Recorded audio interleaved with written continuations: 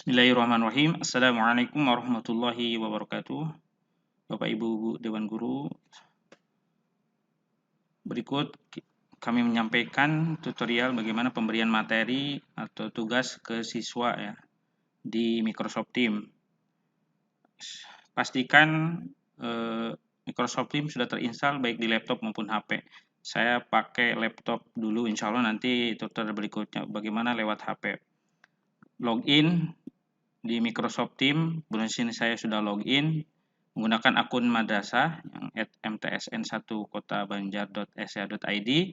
Kemudian muncul klik tim. Ini kalau di desktop, di laptop, klik tim akan muncul semua tim atau kelas yang Bapak Ibu ajar ya. Kemudian kelas mana yang akan kita ajar hari ini misalnya. Kita misalnya contoh ya, saya pakai 9G. Di sini ada muncul channel, beberapa channel. Ini maksudnya apa channel ini? Channel hanya untuk postingan ya, Bu, Bapak Ibu. Untuk materi juga bisa sih di posting situ. Tetapi kalau di postingan tidak akan muncul bagaimana tempat untuk menyimpannya. Berbeda dengan kita menyampaikan materi langsung di assignment. Perlu kita ketahui semua bahwa ketika kita belajar kan di rencana pembelajaran juga di RPP, ketika satu materi atau satu pokok bahasan kita selesaikan pasti ada tagihan.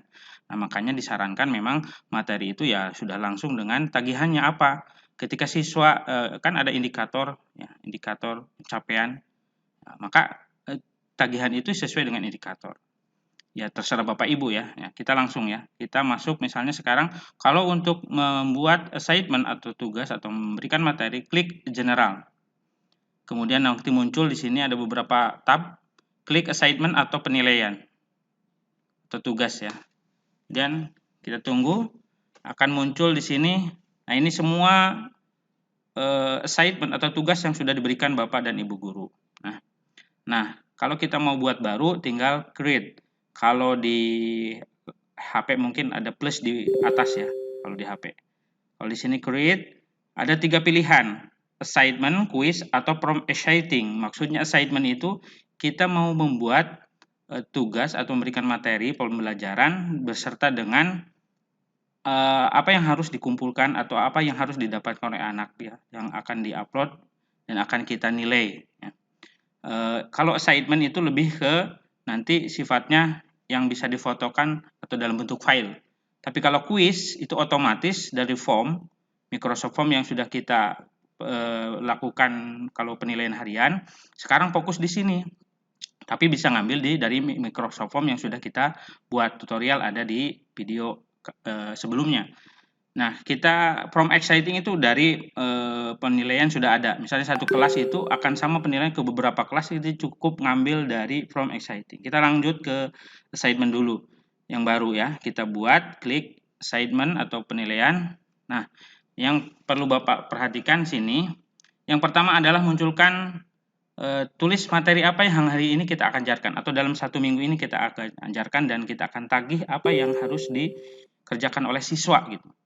Jangan sampai nanti kita memberikan materi, ini materi, terus kita biarkan saja tidak ada apa yang harus dipelajari atau apa tugas apa yang harus dilakukan oleh siswa. Jangan.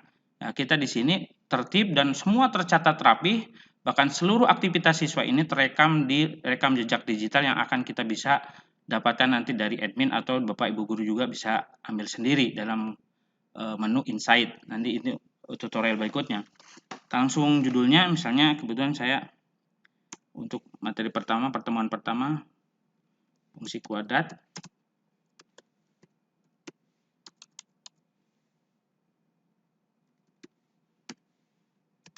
Modul 1. Ada beberapa modul. Kemudian ini add kategori. Nah, add kategori ini untuk menentukan channel kita juga. Jadi untuk menentukan kategori gitu supaya tidak susah nanti.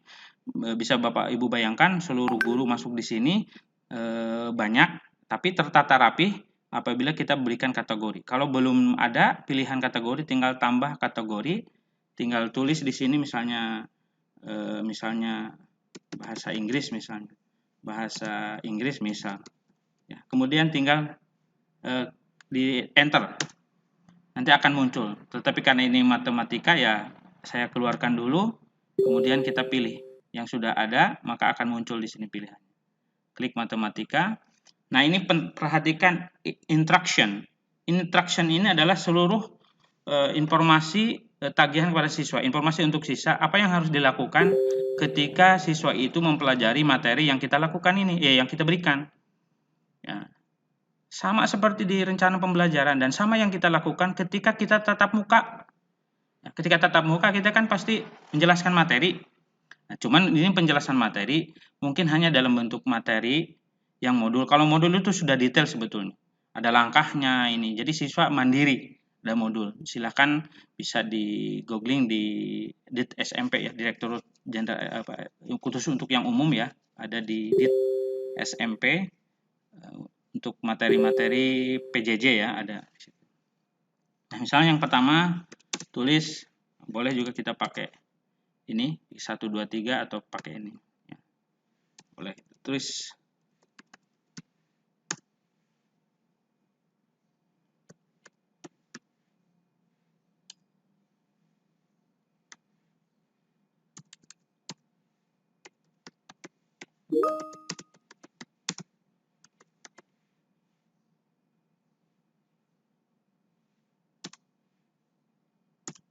kemudian silahkan misalnya ya, silahkan pelajari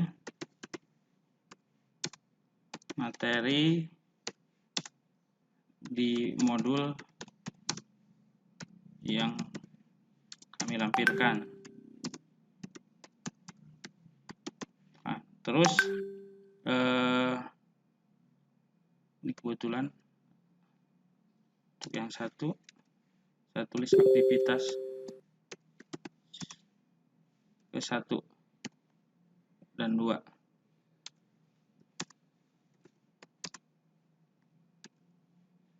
Karena ada dalam modul itu ada 4 aktivitas, untuk minggu ini fokuskan ke aktivitas 1 dan 2.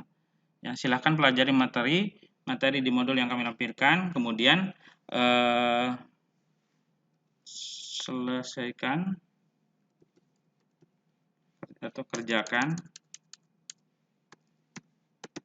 Kalau di modul itu sudah ada ya perintah-perintah mengerjakan ini, kemudian ini apa dilakukan sudah jelas. Maka tinggal kita mengingatkan saya kerjakan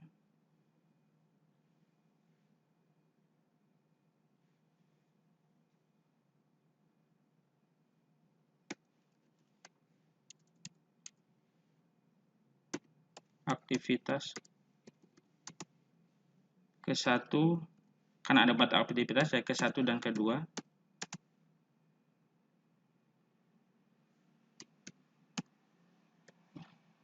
Nah, kalau mungkin Ibu lebih detail lagi, misalnya mau nomor berapa, misalnya kalau modul, seluruh perintahnya sudah ada di modul ya.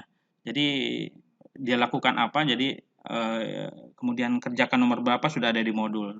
Jadi cukup kerjakan aktivitas ke-1 dan ke-2. Nah, kemudian foto tugas kalian buat dalam satu file PDF, kirimkan di menu add work atau tambah pekerjaan. Itu siswa udah tahu. Nah, ini udah cukup informasinya. Nah, kita ngambil sekarang berikutnya adalah materi.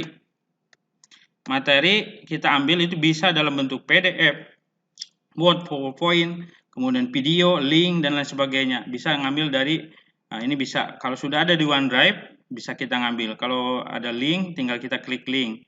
Ya, kemudian kalau misalnya materinya sudah ada di tim, di kelas berapa, tinggal ambil.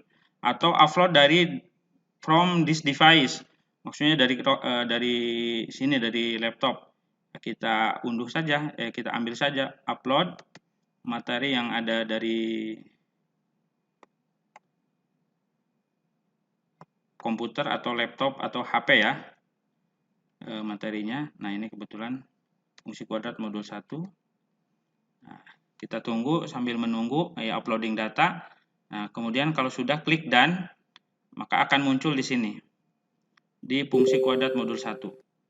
Nah, Selanjutnya kalau mau menambahkan tinggal add resources. Kemudian kita kan akan memberikan pekerjaan atau tugas ke siswa. Tentunya kita akan menilai hasil pekerjaan mereka. Tentukan poin dan jenjangnya rentangnya 100, 0 sampai 100, maka poin maksimal 100. Nah, untuk rubrik ini ada khusus lagi ya. Rubrik itu untuk lebih cenderung ke produk, jadi atau praktek ya, sehingga ada rubriknya lebih detail lagi. Itu lebih bagus supaya kita menilainya lebih mudah. Dan rubrik ini sama seperti apa yang kita lakukan ketika kita membuat soal berupa yang harus dengan rubrik. Hampir semua sebetulnya kita harus pakai rubrik dalam penilaian. Tapi ini anggap saya skip dulu. Nah, kemudian don't assign to student edit to this class in the future. Maksudnya apalah?